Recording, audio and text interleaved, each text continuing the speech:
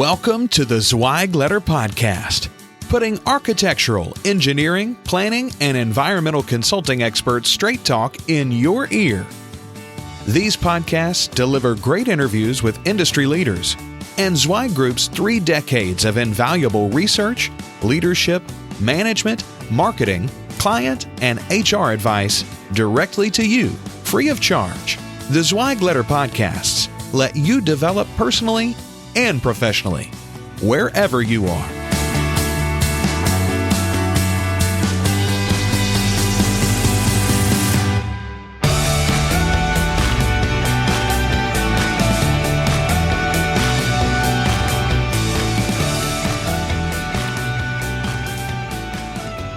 Hey folks, and welcome to another episode of the Zweig Podcast. I'm your host, Randy Wilburn, and I am excited today that I've got 2 very distinguished young gentlemen in my office, Justin Ramirez and John Ogle, who are part of our Extern program here at Zweig Group.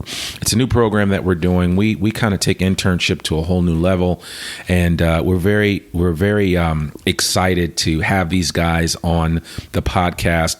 The reason why I asked them to come on is because not only did we want to highlight the importance of an internship program in a firm, specifically a design firm, and we know that a lot of you that are listening bring young architects and young engineers in the office on a regular basis to work during the summers and during fall and spring semester. And, we do something very similar to that here at Zweig Group. And it's always been beneficial, especially for us to be able to help develop the next generation of talent. But I got to say that these guys are beyond impressive, and their Extern program is coming to an end in the next couple of weeks, and they are about to get ready for finals in law school, and they've got a lot on their plates, and they've really set themselves apart from what you normally find from some young people. And so I'm really impressed with all that they've been able to do, and so today we just wanted to bring them on just to acknowledge them and to celebrate what they're doing and just kind of what the future holds for both of these young men and anybody that's in a program like this. And they also did something really amazing that we're going to talk about on this podcast, which was to give us a real breakdown on non-compete agreements and confidentiality agreements, which affect a lot of people in the design industry. And so we're going to get a chance just to hear from them and just kind of see what their thoughts are. And I think you guys will get something out of that. So, but yeah, it should be a really, really good time. So I want to welcome Justin Ramirez and John Ogle to the Zweig Podcast. How are you guys doing? Great, Randy. Thanks for having us on. We're really excited. Yeah, it's not a problem. And these guys are kind of passing the mic between each other, so we'll go back and forth. And just for reference, we actually recorded this previously, and strange enough, after over 120 episodes of the Zweig Podcast, I actually had a SD card fail me. So that's why we're actually doing this over. And so you know what they say, the second time's the charm. So we'll see how it goes. But John, man, it's great to have you on. Why don't you just tell me a little bit about your experience here at Zweig Group through the Extern program? Okay, well, I've only clerked at traditional law firms and done, traditional legal work like writing briefs. But I really wanted to get some corporate experience because I have a business background. I got my economics degree from Hendrix College, and then I got my master's in accounting there. So I haven't really had an opportunity to utilize that, I guess. So when this opportunity came up, an externship with the M&A department, I had to take it. It's been great. I've gotten exposure to a lot of different things that I haven't seen before. Some financial analysis, some, seeing just how Zweig Group does things, some transactional skills. So I've really enjoyed it. That's awesome. What about you, Justin? I've really enjoyed it. I've worked in the construction industry for about 8 years prior to going to college. Received my finance degree from Walton. Then took a couple years off, worked at a bank. And then next thing I know, I ended up going to law school. Wow. Now I'm here, and to be honest with you, here at Zweig, it's completely different than anything I've ever seen before. It honestly is just eye-opening. Everything here has just kind of pretty much exposed me to the other side of the industry, not just the manual labor part of all of it, right, which we all know is very hard. Yeah.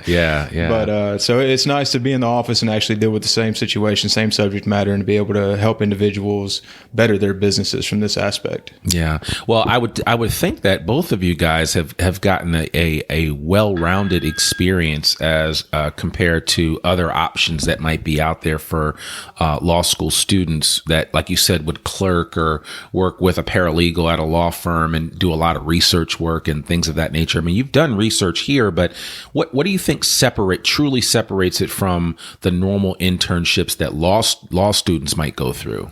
Well, I've never had the opportunity or pleasure to actually have a law clerk position, so Okay. I think I'll pass this one over to John. Okay. So a traditional firm, I guess, you're kind of exposed to, the attorneys just kind of pass off whatever they have on your desk. So you get exposure to a lot of different things, but I never really got exposure to just like the business side. So, Right. Here at Zweig, I get to analyze financial statements and then kind of do some benchmarking and ratio analysis just to help firms better their business. Right. Which is really interesting to me. And I also really appreciate the M&A consultants, like how they go in and work with the clients. They're very personal. They build a relationship with them, which was really interesting for me to kind of witness. And because I haven't really seen that in any of my other traditional legal jobs. Yeah, and probably I'm assuming that when attorneys have client meetings, you're probably not privy to sit in most of those meetings, or in most cases. Usually not. Yeah. And here at Zweig, they kind of include you in everything. Yeah. So I feel like that was probably the most beneficial thing for me here, is kind of just getting to watch and be included in everything. Yeah, I mean, and again, not to toot our own horn, but I don't think our internships are the normal type of internship. I think we actually want you to cut your teeth on some things, to try some different things, and to walk away saying, wow, those guys actually let me work on a valuable piece of a project that they then delivered to the client. And certainly we oversee that, and we make sure that everything is done and right, and we dot our I's and cross our T's. But that kind of experience you can't replicate in the real world unless you actually do it. Exactly. Yeah. Exactly. And one thing, I think we both really appreciated is that when you get a project here, you get to do it in your own way, which I really appreciate, because I work differently than anybody else, and so I kind of got to bounce ideas off Justin, and we just kind of created our own project and how to do it. Yeah, that's awesome. That's awesome. Well, you guys did some great work for us in a number of different areas. And one of the things that what I thought was really, really cool was that you had a chance to give us a presentation. I think we surrounded it or coupled it around a happy hour, if you will. So there were some drinks flowing, and these guys are over 21, so that's not an issue. But we had a good time, needless to say. And they got up before us and actually presented, did some public speaking, and shared with us on some issues with regard to non-compete agreements and confidentiality agreements. And so what I wanted them to do today was just to kind of share with our audience just some of their findings and research. And this is the huge disclaimer that I want to put out there, that we're not dispensing any legal advice whatsoever. We're just sharing information that these law students found on our behalf when looking up an issue that we know we deal with in the design industry, which are non-compete agreements. A lot of times when I've recruited people that want to work at a specific firm, one of the first things I ask them is that, do you have a non-compete agreement with your current employer? Because if you do, I need to know what the specifics of it are to see if it's going to be an issue if I'm trying to recruit you to that firm, your current firm's local competitor, because a lot of times most non-compete agreements are distance related and geographic based. And so, we certainly want to make sure that you are not constrained in any way from taking a new opportunity that might present itself. And I also know that the confidentiality agreements are really important on the M&A side. And that a lot of times people have to sign NDAs. They have to sign a number of things that where the scope of what is being done and the principles involved all have to sign these agreements to make sure that information doesn't get out prematurely. And you know what they say, loose loose lips sink ships. And so even in the business world, you have to kind of keep things close to the vest, especially if you're working on transactions as of a subtle nature like M&A transactions. So who wants to go first and talk about your presentation from a couple of Fridays ago? Justin? Yeah, I'll take the bullet on this one. Okay.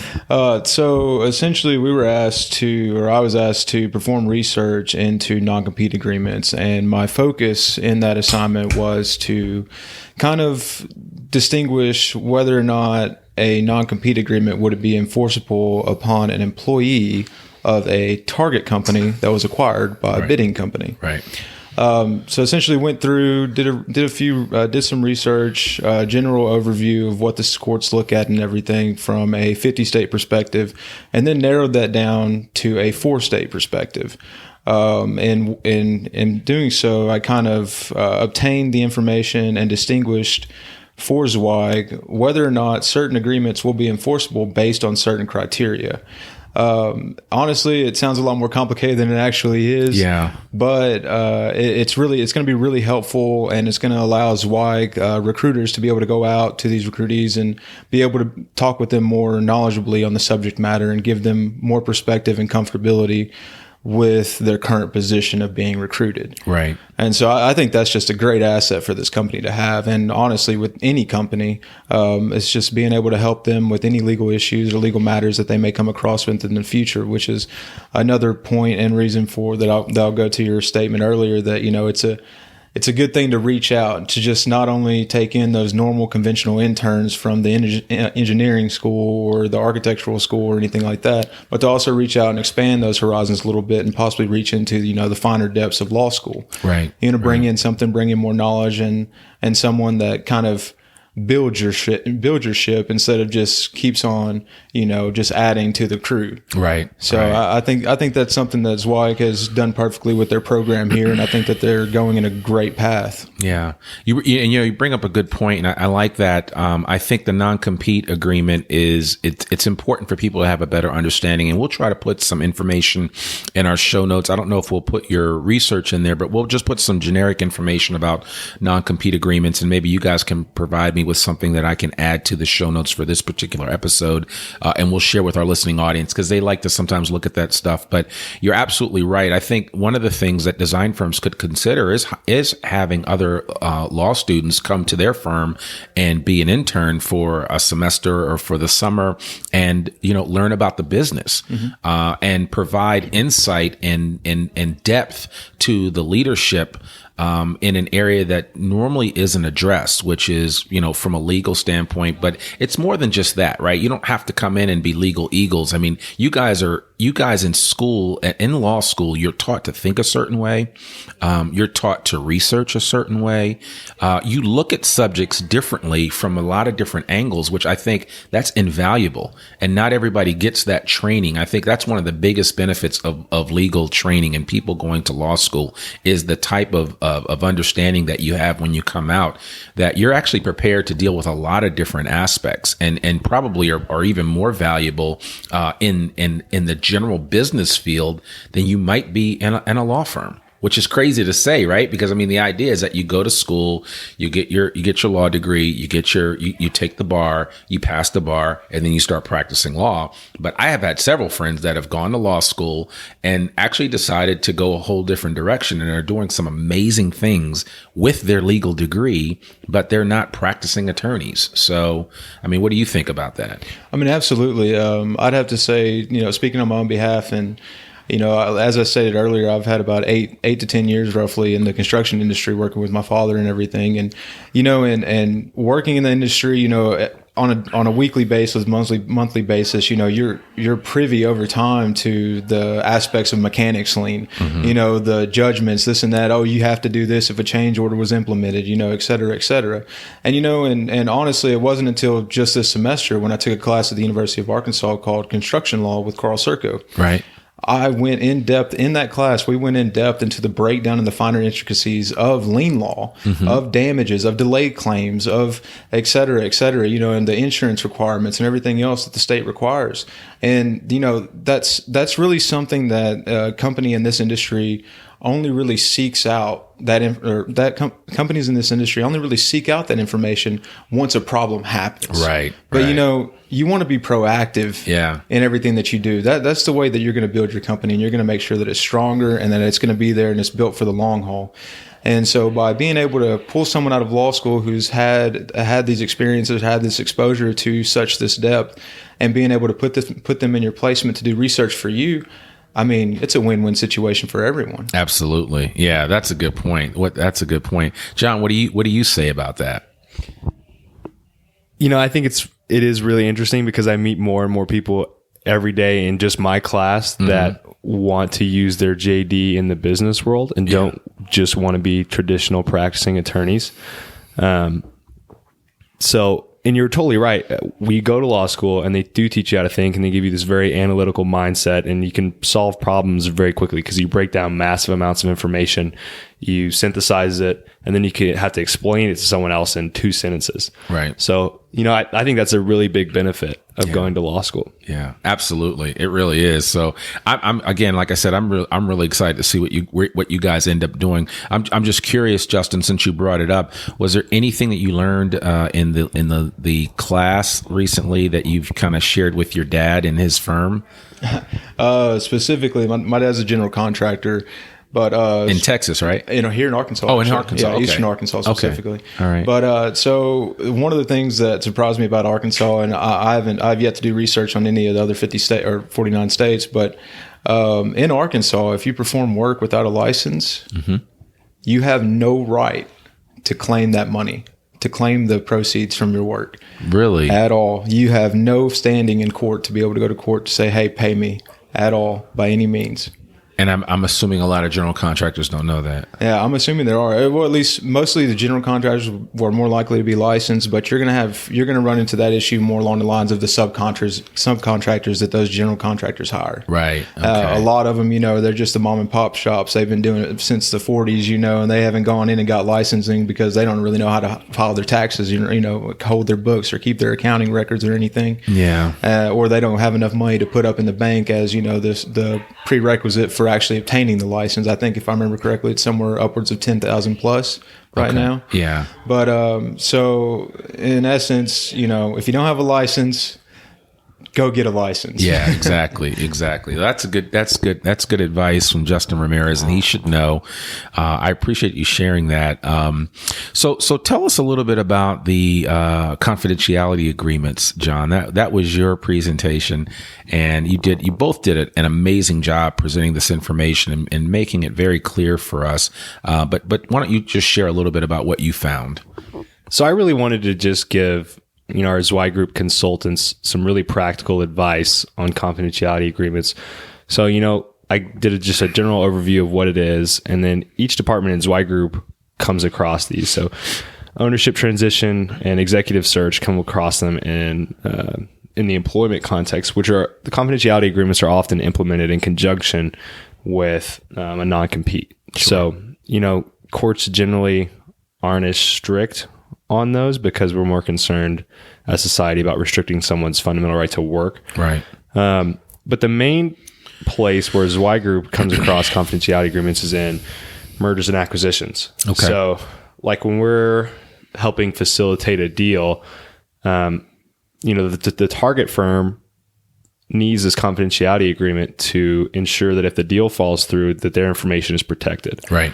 So, but for us, it's kind of difficult knowing when to implement it, because if you implement it too early, you could scare off the buyer. If you implement it too late, you could hurt the target.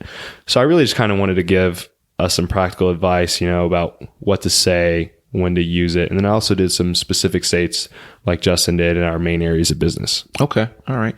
Well, so I'm going to put you both on the spot right now, and I want each of you, okay, I'm a design firm owner, successful design firm. If you were asked to come in and just give us one piece of advice from the information that you've gleaned in your time here at Zweig Group, and couple that with your legal learning and what right? Because we know you're not complete yet. You guys you have another year. Both of you have another year of school.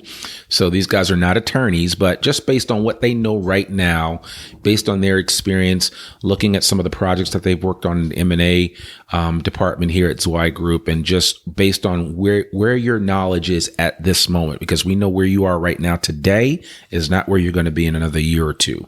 But just based on what you know right now, if I was a design firm owner and I just said, hey man, do you have any advice that you would give me from your perspective based on what you know about the law and about just in general about our industry, what would it be? Just one piece of advice, nothing heavy, but I'm sure our audience would love to hear that. I would have to say, and this sounds simple, but I mean, it's really important, is when you're dealing with a contract with another firm or something, you really need to make sure that everything is clearly defined. You specify what's in the contract, because, oftentimes I see just general contracts that just generally give a boilerplate clause that covers everything. But it's really important to clearly define what you mean, spell out what your goals are in the contract, and clearly define who the parties are. I mean, that sounds simple, but it's basic and fundamental in contract law, at least. Yeah, absolutely. How about you, Justin? I think I have to offer you two pieces of advice. Sure. Speaking in terms in regards to what John just stated, as far as the terms of the contract, making sure that they're clearly defined. I would say one of the biggest issues that arises within the fight over the contract and what it actually meant is over the terms of payment or the terms of the bid. Mm-hmm. Did you give them a GMP, a guaranteed maximum price, or are you doing it on a cost plus basis? Right. How are you performing the work and how are you to be paid? Yeah. I think that you need to make sure that is clearly defined. Right. A GMP is going to limit your ability to recoup any money that you're going to be owed if you're having to do any other work that's outside of the scope of the work that's described within the contract. Yeah. Then you're going to That's how firms lose their shirt. Absolutely. Yeah. Then you got to go back in order and look into the change order provision. Did you get a written change order, et cetera? Yeah. The second piece of advice that I have to offer for design firms would be keep accurate records of everything. Yeah. Starting from the first day of negotiations for the contract up to, you ordered windows on the 15th of April. Keep every single record that you possibly have that is associated with the work that is being completed and that it relates back to the contract or relates back to the requirements of the contract. That way, if something does occur, you have your evidence on your side and you're working with what you have. Oh man, I couldn't put it any better than that. And that's obviously advice that I've shared with clients as well. And that we as a company have shared, with clients. And so I really appreciate you guys just kind of sharing what you know now. And these guys are going to have much more to say in the future. I'm sure of it. So we certainly appreciate what they're able to do and what they've accomplished, to this date. Any last words, John, that you'd like to share, about your experience here and just, where you think this is going to take you next? I'd just like to say thank you to everyone at Zweig Group. I really enjoyed my time here. Everyone, it's like a small knit family. I love our culture. I plan to stay in touch with everyone. Mm-hmm. And, I feel like this externship has kind of propelled me into the business world. Yeah. Where do you see yourself in the next 5 years? Hopefully I'll be working using my JD in the business world. Okay. I'm not exactly sure what that is. One day I'd really like to run my own business. Okay. That's the eventual goal, but probably won't happen in the next 5 years. You never know, but I have a feeling that's definitely in your future. So, and are you're going to get your, you're going to take the bar and get your and get your license? Yes, I will be licensed to practice. Okay. All right. Perfect. Well, thank you so much. How about you, Justin? I just have to say, following John on this one, thank you everybody here at Zweig. It's been a real pleasure. I do plan on staying in touch, just as John. As far as the future goes, there's no telling, but where I hope to be is potentially owning my own construction company, possibly a few concrete plants, maybe diversifying a little bit into some real estate, et cetera. Okay. But, honestly, you never know what's going to happen. I know. How about that? I still see a lot of success in the future for both of you guys. And I certainly know from everyone here at Zweig Group, we really appreciate the effort and the time. I mean, you guys were here on time. You put the work in. So we really appreciate that. And, I think sometimes it's important to share that. And I just really wanted our listening audience to hear what we've been doing here at Zweig Group Group, especially with our internship program. And we're going to bring on some of the architects of this Extern program, and specifically Brenden Sherrer, who is a member of our M&A team. And we're going to bring Brenden on as a guest next to talk a little bit about what his ideas were behind this. I mean, he was a graduate of the U of A Law School a couple of years ago, so he preceded you guys, and he's kind of laying the foundation. So I'll be interested to see the foundation that you lay for some people down the line that are going to come through the U of A Law School in a couple of years.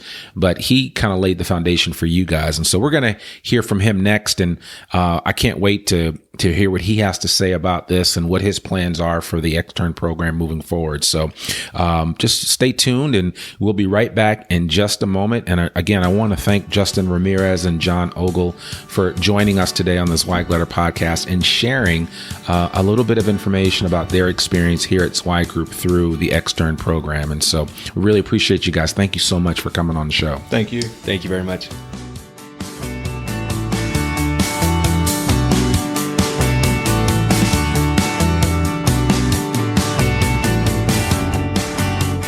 Hey folks, we're back, and I have with me today none other than Brenden Sherrer, who is a member of the M&A team here at Zweig Group. And as I said earlier with during my conversation with Justin Ramirez and John Ogle, that Brenden is actually, I called you the architect of this Extern program that we are doing here at Zweig Group. No pun intended, of course, but we like to use certain titles, and I thought that would be an appropriate one, given this was kind of your brainchild and idea. So one of the things that we did, especially when talking with Justin and John about just their experience here at Zweig Group. And we talked a little bit about, the presentation that they did on non-compete agreements as well as confidentiality agreements.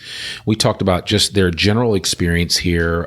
What were their big takeaways in terms of being in this program? And then some of the non-traditional paths that people that are going through law school are taking. And one of the things that I wanted our listeners to benefit from is just the idea that while a lot of design firms are looking to bring on interns in their particular design fields, it's also okay to consider bringing on some other individuals that might add a foundation of understanding and experience to the general team. Yep. I mean, every firm could use somebody that has some legal background and legal research experience and just an understanding of the law to help their firm along. And both Justin and John gave some really great tips and advice that design firms should be thinking about. And so Brenden, I'm glad you came on today, but I really wanted to kind of hear from you about that, and just also just about this idea of doing this externship. And as I said, you were a law school student. You were a graduate of the University of Arkansas. So what was your the genesis of this? Well, I think it began, first of all, when I was in law school, I did a externship as well, a general counsel externship, but I was placed in a realty division. Mm-hmm. And with some externships, even within the same company, so say a retailer that's up the street from us has a externship program, and maybe across multiple departments. But you don't really know how much exposure to both business or day-to-day legal issues you're going to be able to experience when you sign up. I'm a big believer in getting practical experience, mm-hmm. and externships allow that if it's crafted right. Right. And the right amount of attention is paid to it. And so, I'm also a champion, and I know Jamie's a champion of being able to facilitate opportunities for those who have legal training but may want to take a non-traditional route. And so this was the perfect combination of deepening our expertise within the firm, being able to mentor and help others see different avenues they can take in their career, as well as a time to build out a program that ultimately will have firsthand experience on and could possibly speak to when visiting other firms. Because a dedicated program that's cyclical, that provides a human resource base, provides fresh ideas, ties you into a human resource base because we're in a college town, is invaluable. Yeah. And so dedicating that front end time to do it right and put it on the right foundations to where the wheels can continue is very beneficial to a firm, no matter if you're on the consulting side or if you're on the architecture and engineering side. Yeah, no, absolutely. And I think already you have lined up externs for the summer and the fall. And the fall. Wow. Yeah. So that's awesome. I mean, it's so I'm assuming that this whole thing's been well received on the law school campus.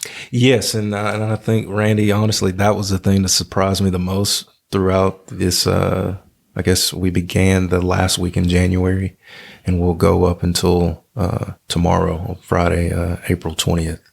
And the amount of Noah and I went to an externship expo, and we probably had the most traffic of any company that was there, and that includes the Walmarts, that includes the Tysons, and some of our bigger state and national law firms. And I think it's based off of not everybody wants to be an attorney. Yeah. And not every law school allows or offers opportunities that are non-traditional. And working with Angie Dawson, the University of Arkansas, and our prior relationship, we were able to take an opportunity to the school, and I think it's being well received because it is different and because we're one of very few of those non-traditional roles that people know. And then we know this in our community, the reputation we have at Zweig Group, our culture, where we're going, how we're growing, is known around our region and nationally, but here locally in our region, and it spreads. And so once you have two people in the fold that are having a good time, we're taking good care of them. We're teaching them. We're exposing them to things that they would not be exposed to anywhere else. That spreads within the school, and ultimately people want to be a part of that. Yeah. Yeah, no, that is, I'm loving that. And I know that, firms that are listening to this and different principals and other leaders that are listening to this podcast, this will hopefully be encouraging for you to think about alternative ways for you to set up your internship program at your organization and kind of map it out. And I know that even today you mentioned two people, Jamie and Noah. You're speaking specifically of Jamie Claire Kaiser, who is our director of consulting, and Noah Hunt, who's part of the M&A team with you. And I mean, you guys have just basically come in here in the last year or so and just totally turned things upside down with the ideas that you have and some of the things that you've tried to implement. And Noah, even today, just a couple of hours before we're recording this podcast, he was showing me the new internship book that you're putting together. And I got to tell you, if I was coming out of school, I'd want to be a part of this. And I think it's important, even if people listening to this are never going to go to a law school, to maybe seek alternative individuals to bring into your organization to help you run your company, and to provide different training options. I think it's just they have really put together a solid internship program. And one of the biggest challenges, as we all know in the design industry, is finding great talent. And I think one of the easiest ways to find good talent is to create a very fertile environment where people can learn and experience things and touch things and get their hands dirty and learn, because they're going to tell other people. And what's going to happen is you're going to have a chance at some point in time down the road to choose from the best and the brightest people that become available whenever they matriculate through these programs. Absolutely. And that you hit the nail on the head, and Noah and I have been working hand in hand. This semester was the first semester, and so we learned a lot in the process. And now that we're towards the end of this term, we're putting together all that's needed for this to be seamless moving forward. And for listeners, I want you to know as well, we're doing our best to keep track of everything we're doing, whether that be outreach, whether that be promotion, whether that be objectives, timelines, things like that. We're doing that internally. And so we will be able to hopefully package that up and be able to share with firms who may be interested in implementing something similar down the line in their firm. Because I do think it's invaluable. And it also, one big selling point I think it would be critical is there's a lot of trouble creating that middle tier within firms and allowing low risk supervisory opportunities for people like myself, like Noah, who are coming up, will allow you to see how certain young talent performs as a supervisor, performs doing their duties as well as developing others. It's a way to empower that tier that you may not know if they're going to move on to the next level. Right. But giving them the opportunity to show what they're going to be called on to do at that next level is a very low risk way to both develop human resource and talent base, as well as allowing for, like I said, a low risk opportunity for people you have internally to show how they supervise and how they manage. Man, you said a mouthful, and I think it's really important as I go out, especially I've had the opportunity to go out and do a lot of leadership training, and I'm going out and talking to firm owners and, project managers, senior project managers, young designers. And I'm telling all of these folks that, you need to really start mentoring and developing leaders with an eye of even the youngest people, giving them something to kind of show them what leadership really is, giving them some of the foundational measurements for that, and then giving them the opportunity to lead, even in a small scale, just like what you're describing, where, you guys don't have to, you're not responsible for the whole company, but you are responsible for this little patch of land that you're focusing on, and you've got your own group of people that you're developing. It strengthens your confidence and resolve to be able to do it. And it just shows you that every time you complete a successful externship program and bring people through it, it further strengthens what you can do and what you're capable of. And so I absolutely agree. And I believe that, that is a really appropriate and, low cost and low risk way to develop leaders, where everything's not on the line. But the upside is so tremendous that, you can't, I don't think you can even quantify it. Right. The upside is the key, because like I said, you're tackling training. So if you vet, whether it's externs, and for people, externs are law students who get academic credit for being in placements that further their legal education. Yeah. And then traditional interns, who will be of cost. But what it allows is, if you properly vet those candidates and those participants and do it the right way and set your program up the right way, then you will have people ready or capable of being hired and ready to go. Yeah. Know your culture, know your clientele, know how you handle the day to day. And everyone out there knows how long that takes to ingrain in someone within an organization. And these programs, like I said, if done correctly, will allow you to see that before you have to make that commitment to a hire.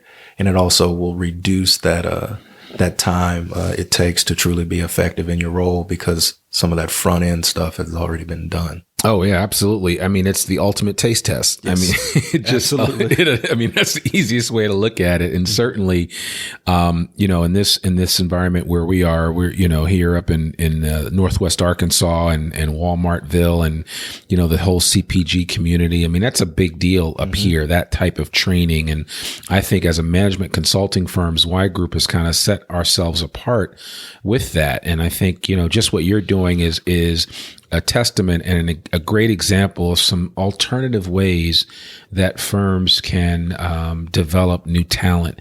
And the Extern program, I think, is going to continue to blossom. And I'm excited to see what the next chapter holds. And I think what we'll probably do is try to, through each externship, bring those participants in on a podcast just to kind of hear from them so that our listeners can benefit from, what these guys are learning. And like I said earlier in the episode, Justin and John both gave our listeners a little bit of education on non-disclosure and confidentiality agreements and non-compete agreements. And again, we're not rendering any legal advice whatsoever. We're just sharing information that may be helpful for an organization. And then I actually pressed them to, if there was just one takeaway that they would want to give a firm owner of a design firm, what would it be?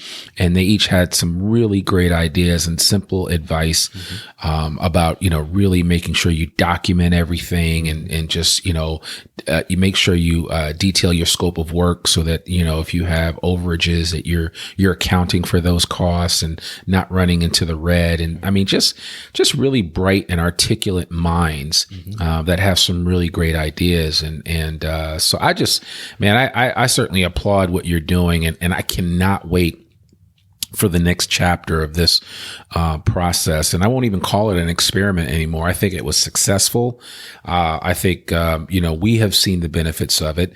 The M&A team has received the benefits of it. And it's the kind of situation where a young person, if you're listening to this and you're going through school and, you're looking for a place to train, you want to go to a place that's going to allow you to really get your hands dirty. Absolutely. And try some things out and not just give you lip service about all these wonderful things that you'll be able to do. And then you go through the whole internship or externship program and nothing happens. Anybody can do that. And I think the last thing I'll point out is for young listeners or even for firms who are looking to be to appear more attractive to candidates and to the candidates themselves, don't be afraid to we promoted and set this up being Zweig Group, right? Trying to, we're entrepreneurial. Our culture is unique. Our listeners know that. And on its face, it may not seem like it fits a law school, right? Which is thought to be more conservative, of an environment than it really is. Yeah. But market yourself as yourself. Yeah, absolutely. And don't change it up. We weren't going to go in there and act stodgy and be something that we're not. And I think it was successful and attractive, and it's gained traction in a way because people know that we're genuine in what we do, and we are who we are, and we want people to learn our true culture. Absolutely. Absolutely. Man, that's well put. That is really well put. Listen, Brenden, if people want to reach out and connect with you on this matter of the Extern program and just what you guys are working on and what you've put together, what's the best way for them to reach you? Reach me by email, and that's bsherrer at zweiggroup.com. Okay. Be happy to answer any questions. And I know our externship program at the University of Arkansas School of Law, I believe, is based off of ABA standards. And so if there are law schools in your general area, they probably have programs set up through that law school. You just got to connect with the supervisors, and it's a pretty good and pretty easy process. Professor Doss makes it easy because these schools want more opportunities for their students. And so it may just be something to check out in your area, and it may be offered, and I'd be happy to answer any questions that you may have on how to get that off the ground. Yeah, absolutely. I'm thinking of principals of firms, leadership, COOs, others that are looking to add somebody to their team on a for a period of time, for a season, to work and help out. And you get these individuals that are learning a lot in school, but then you give them some real world experience. And you could really get more than your money's worth with investing a little bit of time to put something like this together. So certainly is something that we would encourage. And as Brenden said, he's available anytime. And we'll make sure that we put his email address in the show notes, and we'll kind of move on from there. But man, it's so good to have you back on the podcast. I appreciate you. You're so stylish. I get to see you walk by the office every day. And so I appreciate having you here. And again, Zweig Group appreciates you. And certainly I know our clients do with all the great work that you do. So thank you so much for coming on the podcast. I appreciate it anytime. Yeah, absolutely. Folks, we want to thank you for listening to this episode of the Zweig Letter Podcast. There's so much going on here and so many new things that I could talk about. But the one thing I do want to let you know is that we want to really honor you by giving you a great gift. And that gift is a free digital subscription to the Zweig Letter. That's right. You've heard it here first. We are giving away the Zweig Letter for free, FREE. So please, if you get a chance, visit zweiggroup.com and just hit the Zweig Letter icon when you get to the main page on the website. And you can just punch in your email address and you'll get the Zweig Letter every Monday morning every Monday at 12 noon. A new issue of the Zweig Letter will come out. It is I think the longest continuously run newsletter in the design industry. It's been running since 1992. We've got thousands of subscribers, 12 pages of uninterrupted quality information. People like Brenden and Jamie Claire Kaiser and Noah Hunt, myself, and so many others write for the Zweig Letter. And of course, Mark Zweig writes his weekly editorial piece in the Zweig Letter. So I really want to encourage you to get that newsletter. I can't think of a better way for you to stay up to date on all of the changing landscape of the design industry. And so check out the Zweig Letter when you get a chance. That's our gift to you from the Zweig Letter podcast here. I really want to thank you so much for hanging out with us today. Remember, you can get the Zweig Letter on iTunes, Stitcher, SoundCloud, Google Play. Soon we'll be on Spotify. And we'd love it if you check us out, listen, if you'd share it with a friend if you think the podcast is helpful for you. And also, we'd really appreciate it if you take a moment on whatever service you listen to us on to rate us and check us out and give us a review. And we love 5-star reviews, and it would be really helpful for us to get some feedback from you, our valued listeners. So we thank you guys so much for checking out this latest episode of the Zweig Letter podcast. We'll be back next week with another amazing episode, error-free, of course, and we hope to see you there. Thanks again, and we hope that you have a great day. Remember, here at Zweig Group, we exist to make you more successful. Bye for now. Thanks for tuning in to this Zweig Letter podcast episode. If you want more wisdom and inspiration, in addition to information about M&A, strategic planning, HR, and marketing your firm, subscribe now to the digital version of the Zweig Letter free of charge. Just visit thezweigletter.com/subscribe and leave your email address. Your free subscription will begin immediately.